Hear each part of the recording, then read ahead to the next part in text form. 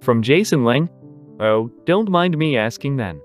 How do you plan comic panels so that they fit the mood? For example, if you want to have an action scene, how would the panels be drawn to reflect fighting? The editing style of manga panels changes over time and according to trends. As for the type of manga you want to draw, it depends on the author's personal preferences and creative vision. For example, in the 80s and 90s, the old-school manga preferred 4 division and 8 cuts, featuring numerous panels. However, nowadays, we tend to favor, with a preference for 3 division and 6 cuts being the standard. For now, the basic standard is 3 divisions. In recent manga, there has been a proliferation of 3 division layouts.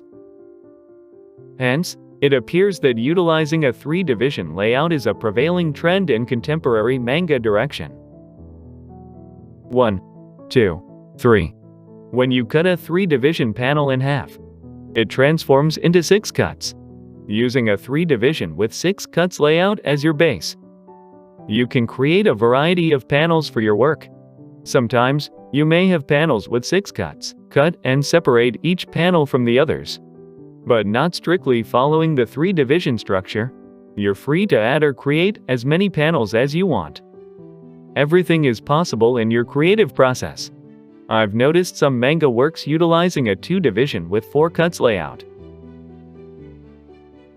Similar to this example,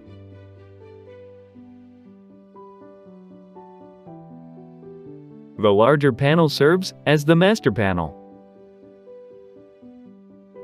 There are also 2 division layouts like this. You can also create a 2 division and 4 cuts like this, effectively conveying the tension to the readers. Of course, you can also use one page as a single panel to draw a scene.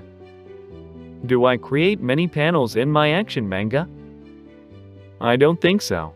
I believe that it depends on what type of manga you want to draw. My focus typically lies more on the size of the panel and its angle rather than the number of panels per page.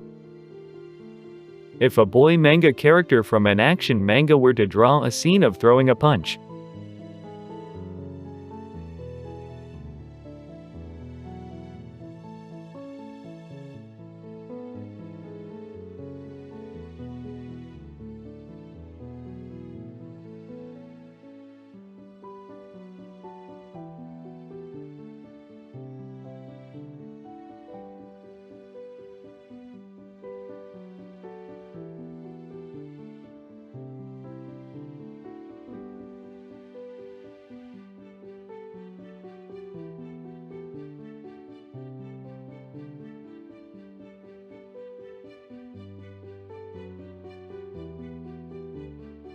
draw focus lines around it. Certain scenes require a larger panel size. This way, readers can truly feel the impact of actions like these.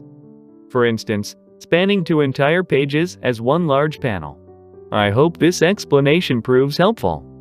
Thank you for sharing such an awesome question. From KN. My question is, what tips and advice would you give to beginners who want to learn how to draw manga for the first time?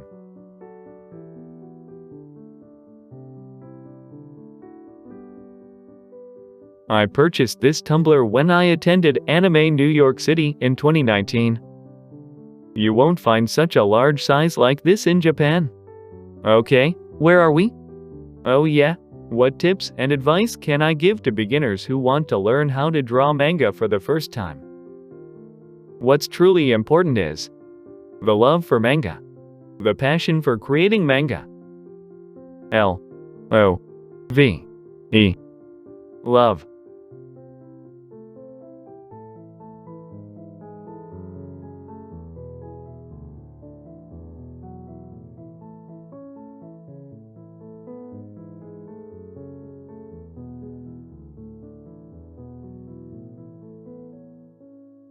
Creating manga is.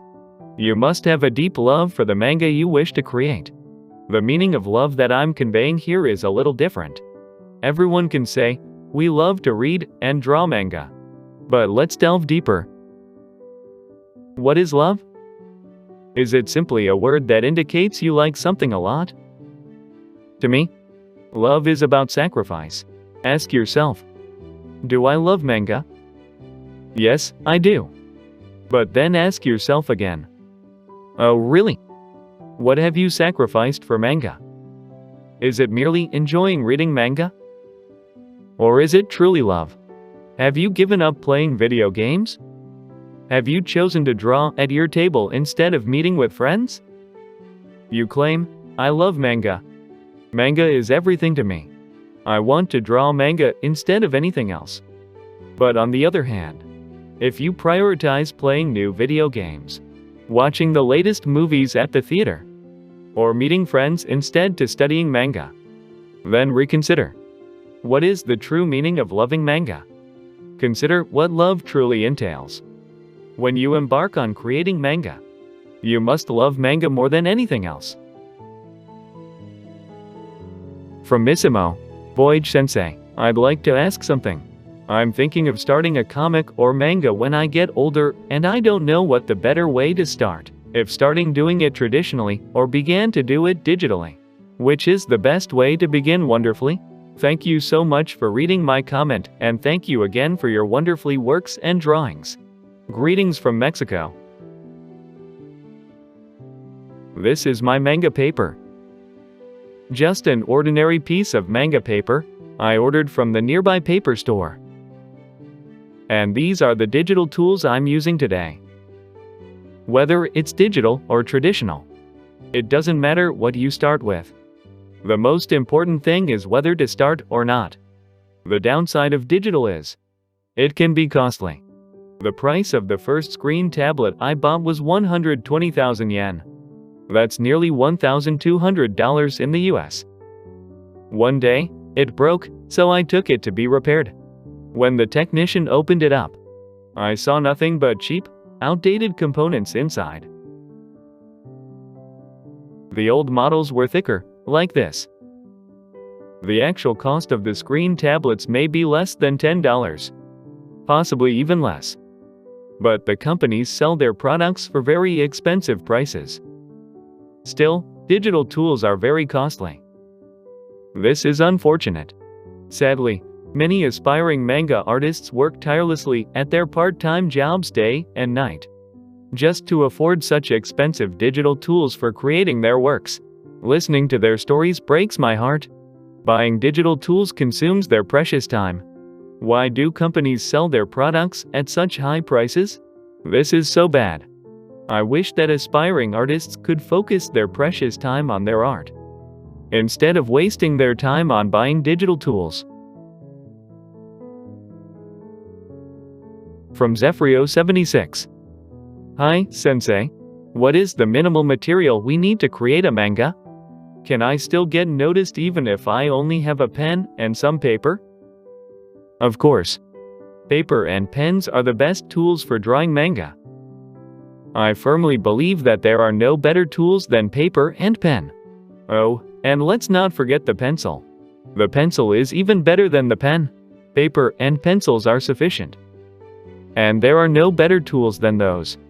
You don't have to spend your precious time on part-time jobs to buy expensive digital tools.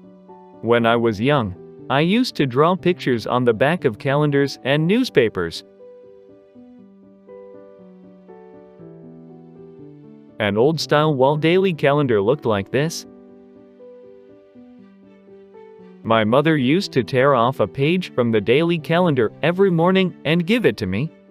Then, I would draw a picture on the back of the calendar. It was very cheap, more like I could get it for free. It didn't cost me anything. My family was very poor, and I couldn't afford to buy a sketchbook. So I continued to study and draw manga on the calendar paper and newspapers.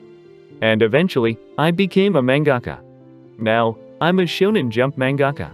If I had to draw manga using only digital tools, I wouldn't be where I am today. paper, pens, and pencils. They're the best. The best tools to start drawing manga. So, you don't have to start drawing manga digitally. But if you want to start drawing manga digitally, of course, you can. Digital work also offers numerous advantages in various ways. When working digitally, it's easy to save and upload your work files. If you choose to draw digitally, that's entirely up to you.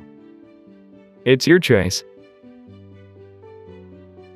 From Ana Sofia, how did you learn to draw hands and feet? They are impossible to draw, and yet you draw them so well.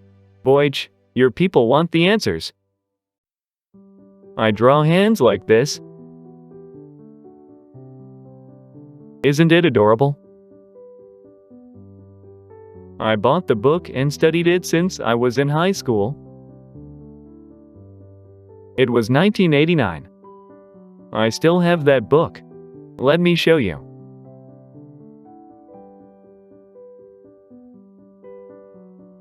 It's called Jack Ham's Drawing the Head and Figure.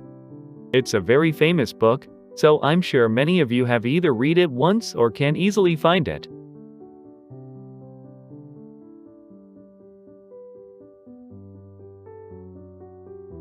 Here are the chapters about how to draw hands and feet.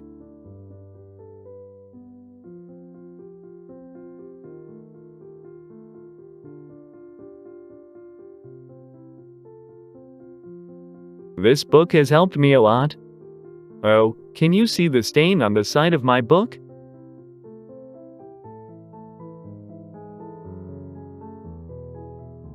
It's proof that I've read this book a lot. In Korea, people believe that students have studied extensively in a particular subject when the sides of their textbooks become stained. So I was very happy when the side of my book became stained. You all know how important studying human anatomy is for drawing hands and feet.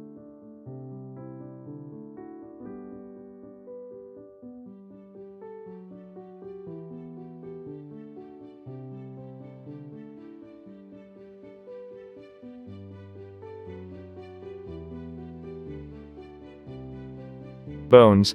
Muscular structure.